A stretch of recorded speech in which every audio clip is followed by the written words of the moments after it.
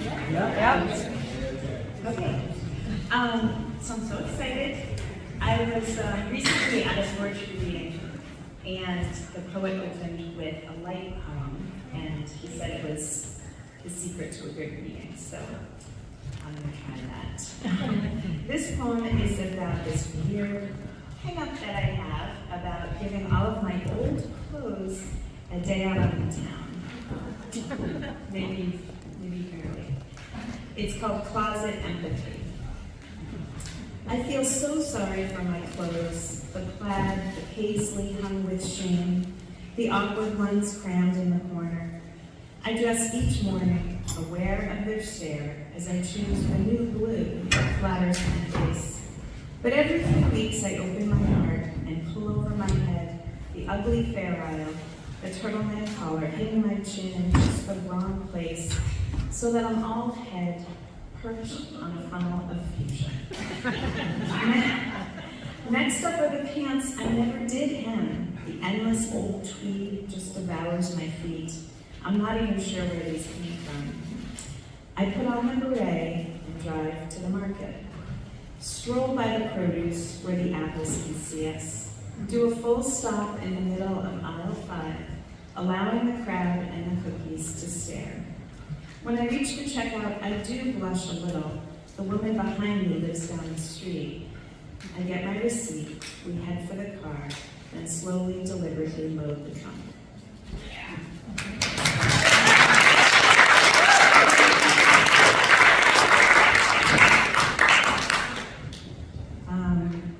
I come from a big family. My 2 older sisters were 16 and 17 when I was only 6. And that was in the 1970s. I was thinking about that. It's called My Sister's Attic. Their room was hip, pale tapestries and attic heat, new record albums on the floor, and Janice Ian's purring roar at 17. Despite the fleas on Ivan's fur, I'd run up steps of slathered shag, the rumpled sheets and Afghan quilt, my landing place.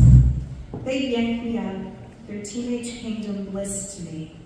My pigtails loose, their smoke rings pure. For hours we'd scan each strand of hair, remove split ends, devour Glamour magazine, daydream. At night they brought me to my room, the cheery gingham sheets tucked in, and by my lamp, some books, pink rosary beads, and best of all, a soothing tub of vapor rub. Of course, those lights were fun.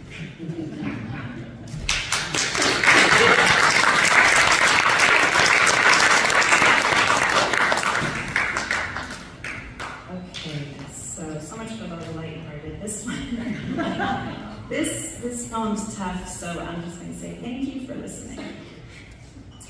It's called Nearsighted, and it starts with an epigraph by S. Scott Fitzgerald. First, you take a drink, then the drink takes a drink, then the drink takes you. S. Scott Fitzgerald.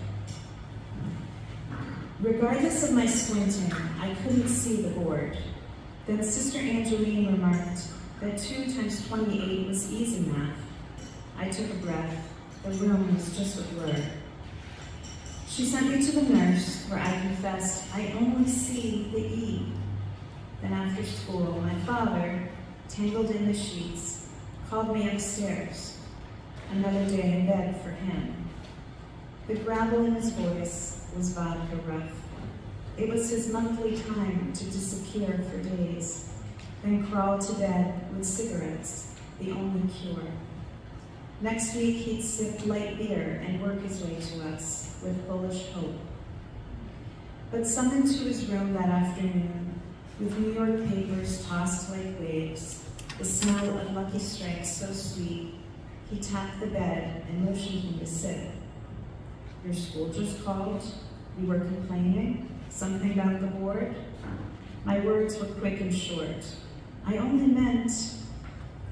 He took my hand. The cigarette glowed orange. His eyes were mean.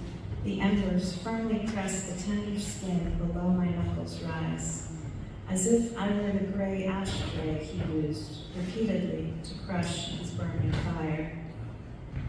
2 years went by. I chose a purple pear.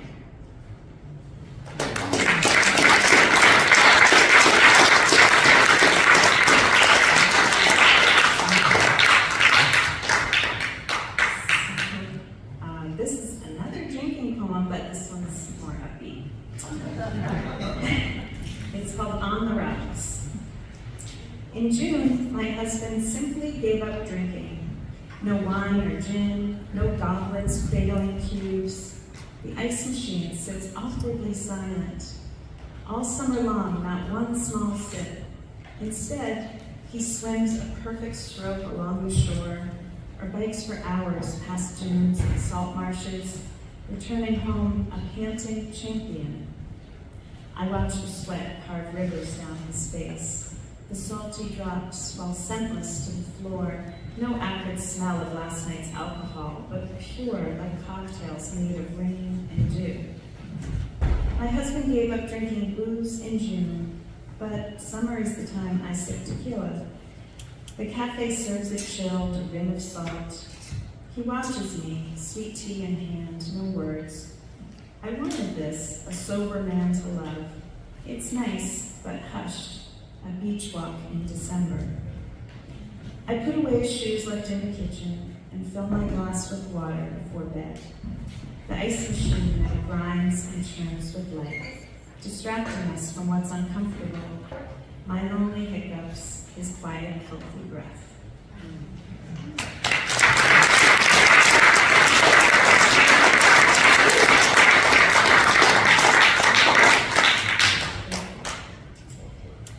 This next poem is in a form, it's a villanelle, which is an old French form made popular by Elizabeth Bishop.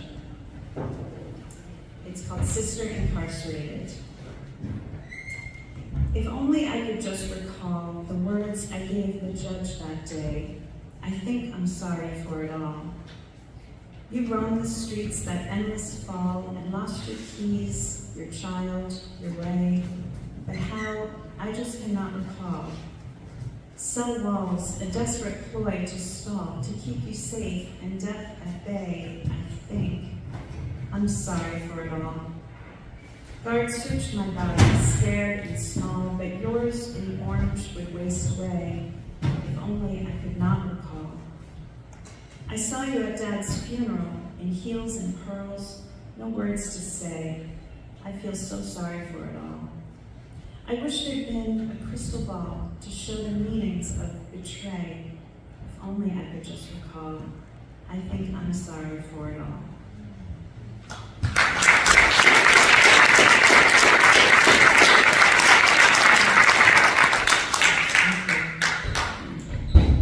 So this is the last poem. This last poem was written in the early days of the pandemic, and I was in this strange situation of teaching elementary school children virtually, and I had to give a lot of tests. It was very strange, and so I've been thinking about it recently because I've been testing the kids again, and a lot has changed, but there's still all of these echoes of that time. Anyway, it's called While Giving the Haggerty Test in 2020. What rhymes with mad? Say sad. You hear it now? Rebecca stares into the screen. She sits, her shirt's a blur of unicorns in flight. I'll say a word, you'll say it back. Say sick. Her mother passes through the room in sweats and calls to someone out of view. I strain to listen, though I know I shouldn't care. The middle sound in sick is it. Say it. She lifts her doll to show me its new dress, a purple gown with stars outlined in gold.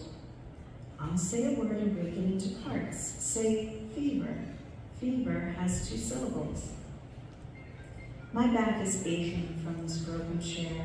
For weeks, I've only tested kids. I wear a mask that's clear so they can see me smile. The word is vote. Please say the sounds you hear in vote. Rebecca's mouth comes close. Her teeth grow large and fog appears.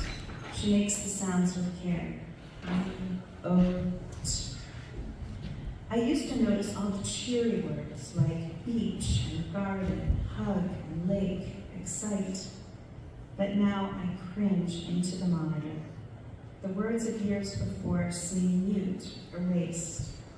What rhymes with mad? Say sad. You hear it now?